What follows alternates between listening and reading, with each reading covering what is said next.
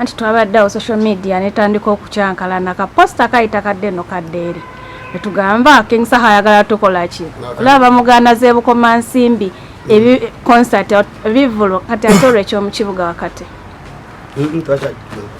buli kintu kikolera mu mateeka tetulina kyetopaletingira weeru w'amateeka buli kintu kikolera mu mateeka lwaki walonzewo date nadde njanya okugulawo omwaka ate nekirala nti kati wano gapu eriwo ne space eriwo olaba nga tulina okuva mu Gandaalo. Ono music gwoyimba bo gwe bagamba nti nno oba okuba side eri banaakuganya okuteeka ekivulu wakati mu Kampala. Alikiteeka mu kyalo. Kyalo ki? Ekyotere waffe. Ab'e Kampala banaalinnya bbaasi. Bennyini nga beetaba mu kutusabira olukusa. So tewali nnyo mbeera mbi gwatidde. Gwatidde naye tewaliko. So abawagizi babeere bagumu nti ekivulu. Nga 24 January tugenda kukyakala. 15 years of King Saha. Lete mama, lete omwana, lete ekyana. Namwe bahaji abalina abakyala abangi balete. Lete otawulirangako ezinabaawo.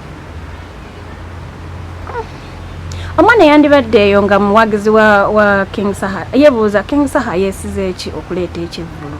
Ekyo ng'ate zino concerts ebivulu ebimu babadde bamugaana bateekawo abasirikale bano bamusika bano bamuzeeri. Ate yota amwagizi wa King Saha kubanga ate wa King Saha bamusanga mubuuza kyaddinga otulwisiiza. Kumanye nebbanga abantu bambonyabonya oba tukikole gujja oba tukikole. So mbadde eteeseteese ekimala okugamba nti tukole January. Waliwo olaba Makabani babeere nga kyekyo. Emirwendo. Okay. Omuntu yandyebuuzizza King Saha zino ennyimba za Revolution zonna zozzenga oyimba. Peni eno yiyo oba waliwo omuntu akukubira n'akugamba naye kino kisusse ky'oba otukolerako. Mpewo nnyingi zenjogerera ku mutwe. N'abamu ku baafa ebizibu ebyo bennyini. Waliwo time gye mbeeramu nga myoyo. Naddala nga ntudde mu kasonda. Oyogererwako abakulu nga bakunnyonnyola. Naddala kati ffe abalina ejjoba ettangaago eggumu. Bw'obanga ejjoba ali wali tagazatagazaamu kyenjogera tujja kitegeera.